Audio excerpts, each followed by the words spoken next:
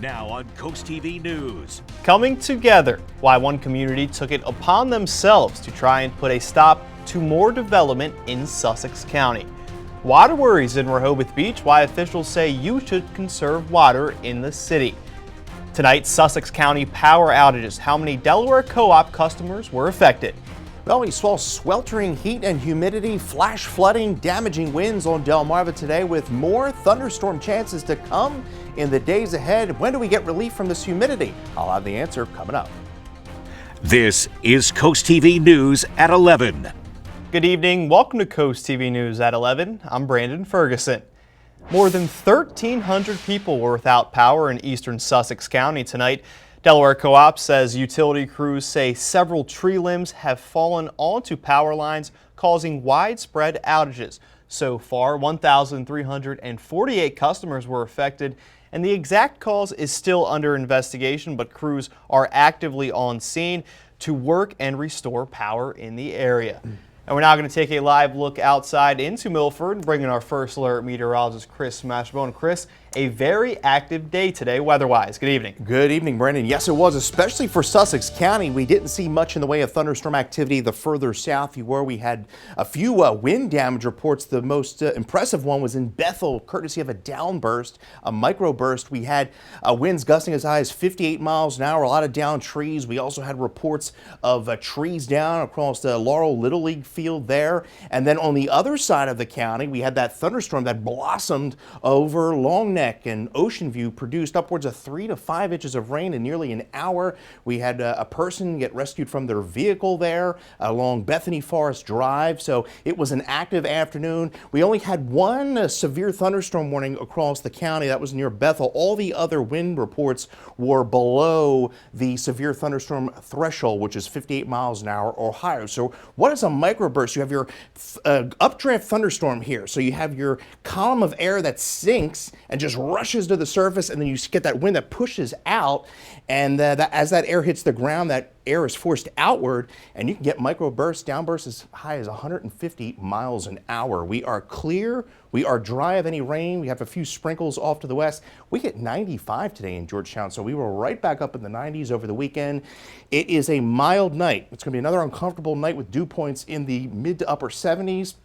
We are tracking more thunderstorm chances for Monday and Tuesday, which both days we could see an isolated severe threat. The better chance of severe storms comes Tuesday evening, but there is relief at the end of the tunnel there coming into the 4th of July. We'll talk about the storm chances coming up over the next 2 days in that full 7-day forecast. Brandon. Thank you, Chris. This past Tuesday, police started an investigation after a man was found dead in his car in Rehoboth Beach.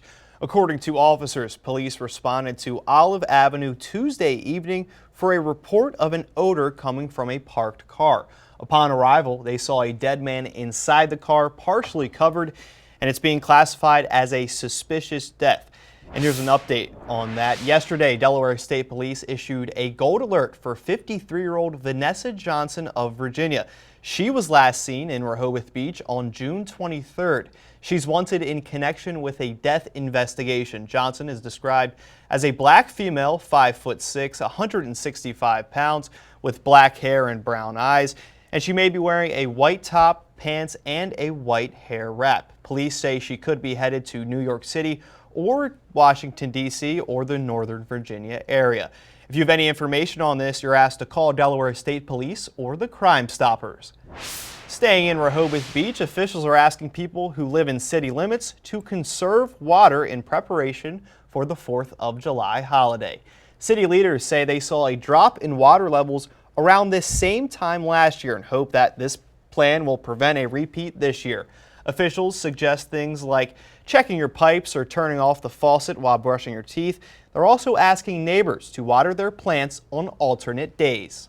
We're looking to combat that this year by asking residents to irrigate on Monday, Wednesdays, and Fridays for even-numbered addresses. And for our odd-number addresses, we're asking that you irrigate on Tuesday, Thursday, and Saturday, please. Officials also ask that neighbors not water or irrigate on any days when it may rain this week in Rehoboth Beach. And this land in Lewis is currently used for a horse farm, but it may soon turn into apartments and businesses. Coast TV News reporter Kevin Cepay shows us how people in the community came together to show their opposition against these proposed changes. Judy Rose Seibert is the spokesperson for the Route 24 Alliance and held a meeting to discuss the problems with potentially more development happening on Route 24 in Lewis. It will add an additional 6,800 vehicle trips per day to Route 24, which will be a 37% increase in traffic on Route 24. Bellmead Farm LLC is proposing a change in zoning from an agricultural area to a commercial district, which would allow for apartments and commercial businesses to be built on this land. According to Seibert, if passed, this will cause increased traffic, safety concerns, and environmental damages. But some see this proposed project as a win. Now, according to BB Healthcare CEO Dr. David Tam, Sussex County currently has the worst doctor-to-patient ratio in the state and believes that more affordable housing could be a solution to the problem. Data from BB shows that from 2020 to 2023, Sussex County's population grew faster than both the state and national averages. Dr. Tam says finding affordable housing for support staff has been a challenge and believes more housing options could be the solution. But Seibert believes these apartment options will still be too high of a price tag for some. People turning in and out of their homes that are on 24, or some of the very small businesses that are on 24, it's really a safety hazard. With two sides having different opinions on what this land is right now and could become in the future, the Sussex County Council will discuss the possible zoning change on July 22nd. I'm Kevin Cepay, Lewis, Coast TV News. Gun violence continues to be a conversation across the country, and in Maryland, a new website is hoping to shine some light on it. The state recently launched the Firearm Violence Data Dashboard. On there, you can get a look at the real numbers since 2015 and the scope of gun violence across the state. The launch of this website comes alongside a state gun violence prevention plan, which they say is a public health approach that focuses on data-driven solutions through preventative measures, police development, and systemic changes in Maryland.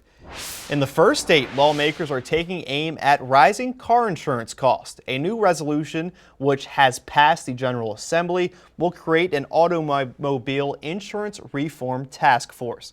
That group says they will look at ways to bring down skyrocketing premiums, reform medical payments after accidents, and ultimately help families keep more of their paychecks. Again, that resolution passed both the Senate and the House, and the task force will now get to work in Delaware. A new police accountability committee has been formed in Rehoboth Beach and Lewis. Police chiefs Keith Banks and Thomas Spell say the group will meet quarterly to advise on policy, training, and community issues. They say the new committee will help strengthen community ties and boost transparency, and these meetings are open to the public. In Milford, they're laying out plans for growth as city officials acknowledge mounting concerns about overdevelopment.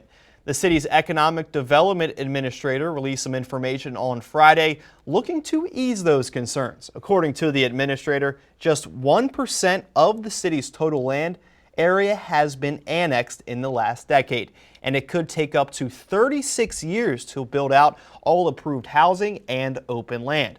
More than 3,400 homes have already been approved, but the city says developers must help pay for roads, utilities, and school impacts. And with the student enrollment already up 300 in the last decade, a new middle school is opening this fall to help meet demand. Also on Friday, Delaware Senate lawmakers have passed a bill tightening residency rules for school board members across the state.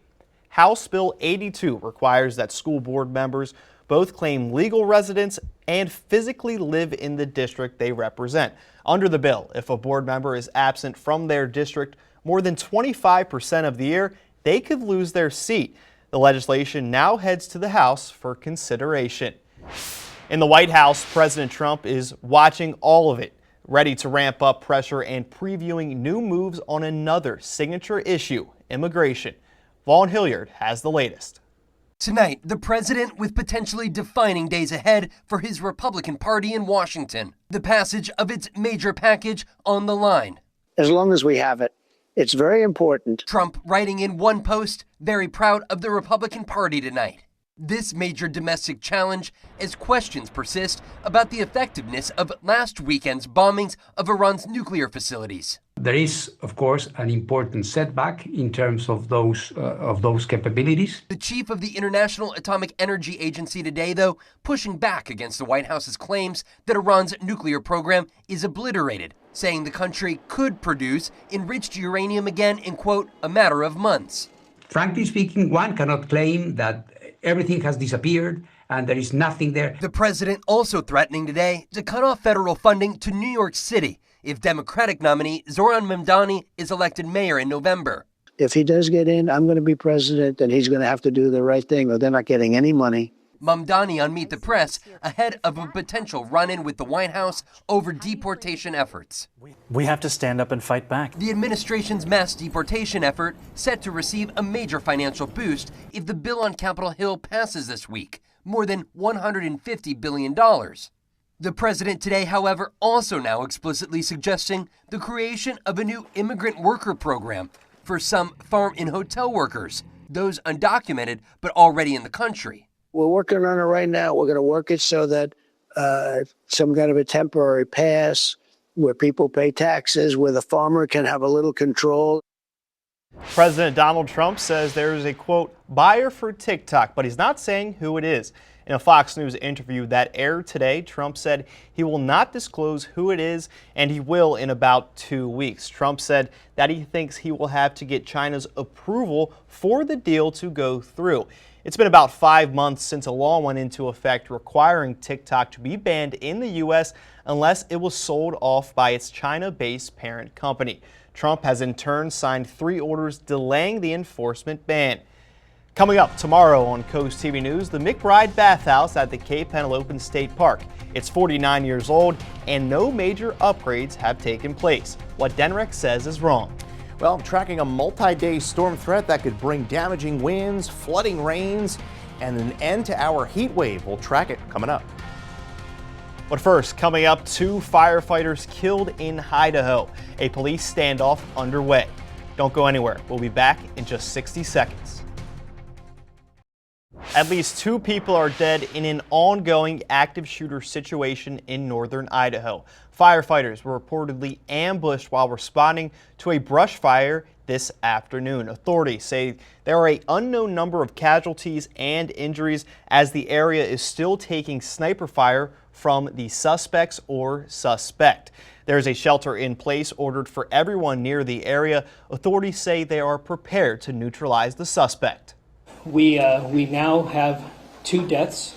We have an unknown amount of casualties. We still have civilians that are coming off of that mountain.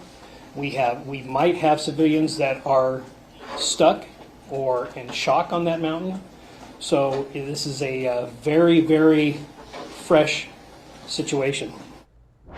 In Philadelphia, 1 person is dead and 2 others were hospitalized after an overnight fire caused several Philadelphia row homes to collapse. This happened just before 5 a.m. and involved 3 of those row homes. A K-9 recovered the remains of 1 person while searching through the rubble, and an 82-year-old woman and 63-year-old woman were both taken to a hospital. Over 10 people who live in the area were told to evacuate. Officials are still working to determine the cause of the collapse. A small plane carrying 6 people crashed shortly after taking off from the Youngstown, Ohio airport today, killing all 6 on board. The plane crashed about 2 miles east of the airport in the backyard of a home in a heavily wooded area in Howland Township. Officials say 2 people were on board and there were 4 other passengers. The plane was reportedly headed for Montana and crashed just 7 minutes after takeoff. The busy summer season is underway, and that means Americans are paying close attention to gas prices. According to Tribly Lundberg, a survey says the average retail gasoline price is up 10.5 cents a gallon from 2 weeks ago to $3.31 for a regular grade. However, motorists are currently paying 22 cents per gallon less than they did a year ago. And there is some positive news. Crude oil prices have continued to fall since a ceasefire was announced between Israel and Iran, closing at a price of $65.39 on June 27. 4th of July is just around the corner, and however you celebrate, you have to make sure you get home safe. And the Delaware Office of Highway Safety is helping you do just that. They're offering free ride vouchers worth up to $20 for both Lyft and Uber. On the 4th, Delaware residents can claim them starting at 8 a.m. on mysoberrides.com. They can be used on noon 4th of July through 3:30 in the morning on the 5th. And yesterday kicked off the 4th of July holiday period, and it's going to be a busy one for all of us traveling. AAA says a record-setting 72.2 million Americans are expected to travel at least 50 miles from home over the holiday period, and that runs through next Sunday, July 6th. AAA predicts nearly 62 million Americans will be hitting the road, and that's going to be a record. And while the price of gas has gone up, they're still at the lowest level since 2021. And nearly 6 million Americans are projected to fly, and that will also be a record. Still to come here on Coast TV News at 11, severe weather and dangerous heat across the country. And we have heat and more storms to contend with tomorrow afternoon, more of the pop-up variety, and that storm threat continues into Tuesday. When do we get a break from the humidity? I'll have the answer when Coast TV News at 11 continues. Well, hard to believe it was 71 degrees on Friday because we have been absolutely baking on the peninsula over the weekend with temperatures well into the 90s, and the humidity has just been very high. 78 right now in Salisbury. Didn't see any thunderstorms across that area today. They were confined to Sussex County, and we're pretty dry right now, just very muggy out there. We have a few sprinkles back off to the west. Can't rule out a stray shower through the overnight as this stalled boundary slowly pushes to the north. We were at 101 back on Wednesday. There was that 71 on Friday, and we were in the low 90s, low to mid 90s over the weekend. 95 our high in Georgetown today. We're at 76 right now in Rehoboth, 74 in Millsboro, 76 in Milford, and we are at 75 in Bridgeville. As I mentioned, those dew points mid to upper 70s, and we're going to continue to see those high dew points over the next few days. There is light at the end of the tunnel. As we get into Thursday and your 4th of July, we see those dew points in the 60s, and that's going to feel much better relief than where we're at right now. A rogue shower overnight, mid to upper 70s. By tomorrow, we are sizzling again. Highs in the lower 90s to upper 80s, high humidity with those afternoon showers and storms. Now, the Storm Prediction Center has a portion of the peninsula in a marginal risk, 1 out of 5, eastern shore, the southwest and northern portions of Sussex County. Damaging winds, flash flooding are your primary threats there. And there you see those storms tomorrow afternoon by 2, 3 o'clock, bubbling up in the same areas that saw rain today.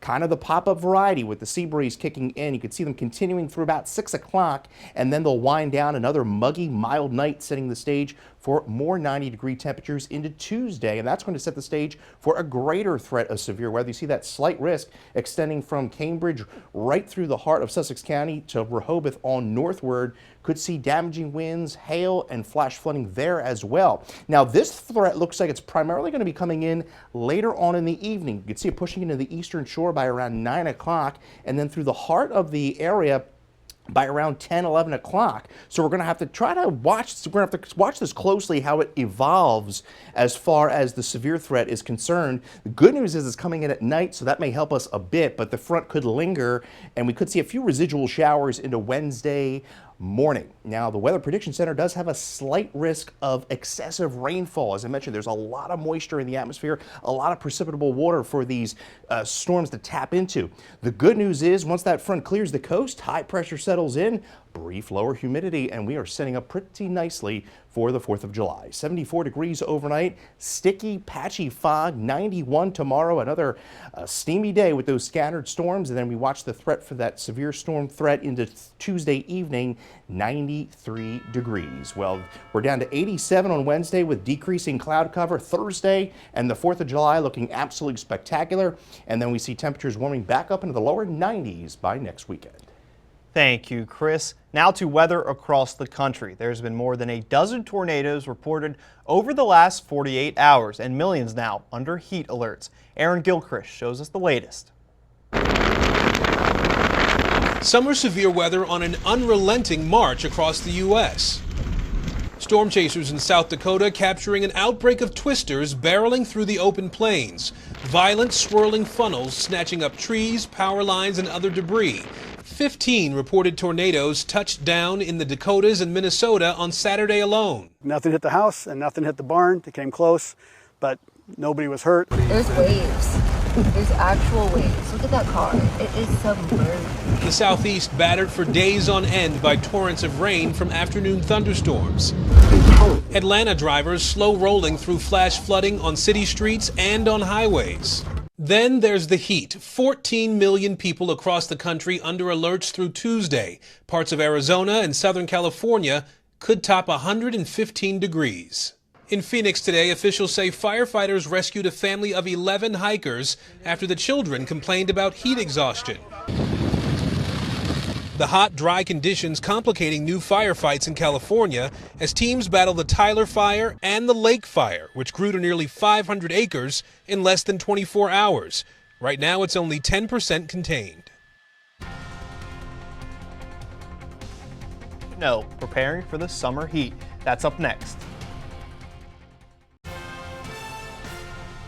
This just in, NBC News is reporting a man was found dead on a Canfield mountain tonight in Idaho.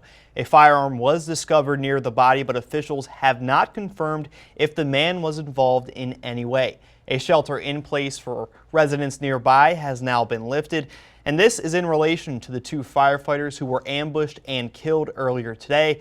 And regarding the wildfires, they're still active in the area. Authorities are urging people to stay alert and be ready in case evacuation orders are issued. The man's death is still under investigation. Now to your health news. Extreme heat isn't only dangerous to physical health. It can significantly impact mental health as well, especially for those with mental illness and people experiencing homelessness. In today's Health Minute, Mandy Gaither explains the mental risk associated with high heat and how to protect those at highest risk.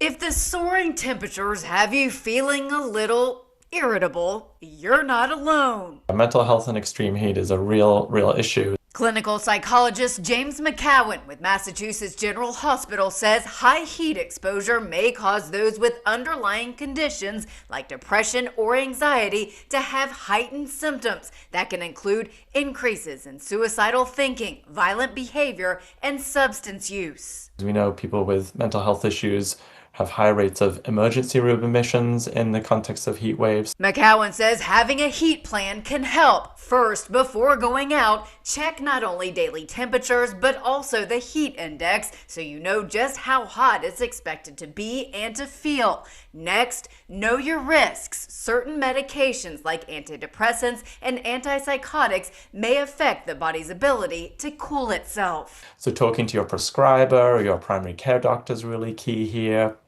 just to know if you're an at-risk person. And stay hydrated, which includes drinking water, but also being aware of your caffeine intake. Finally, have a plan to get cool during the day if you need to. For those who are unhoused, that could include a cooling center or a public space with air conditioning. There are even heat first aid kits you can get online. They have electrolytes, they have cooling things you can have stored in your home if you're in a place that experience extreme heat. For Health Minute, I'm Mandy Gaither.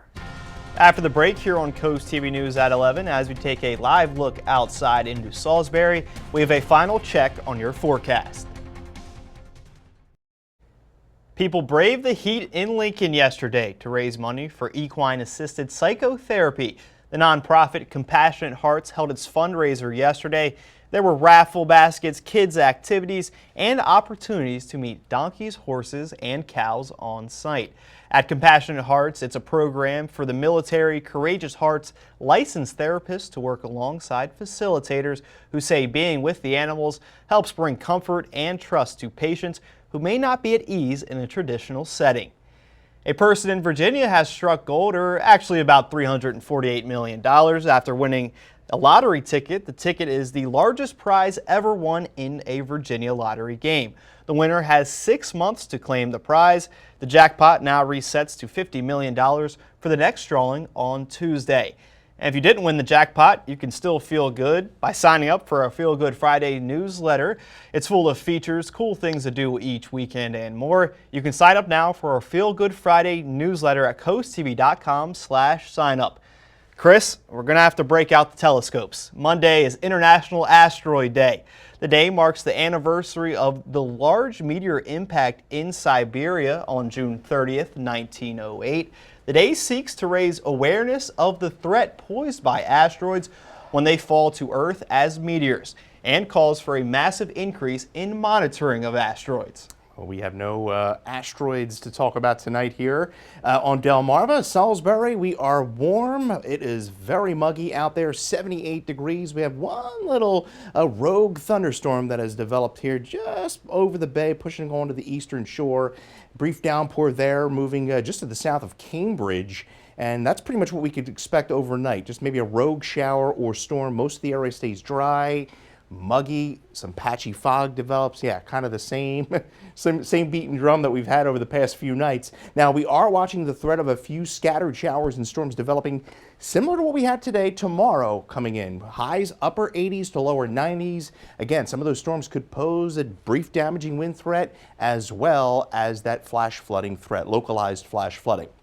Get your forecast anytime by dialing the First Alert Weather phone. Your forecast is just a call away. We have one more lower to mid 90s to get through on Tuesday with that thunderstorm threat, potential severe storms by Tuesday evening. We could see a morning shower Wednesday, but then we settle into a nice dry weather pattern right through the 4th of July, looking spectacular. Mostly sunny skies, then we're right back up in the lower 90s by next weekend. Thank you, Chris. Looking good for the 4th. That's good to see. Thank you for joining us here for Coast TV News at 11. For more news and local weather, download our Coast TV News app. We'll see you in just a few hours for Coast TV News Today, starting at 5 a.m. Have a great night.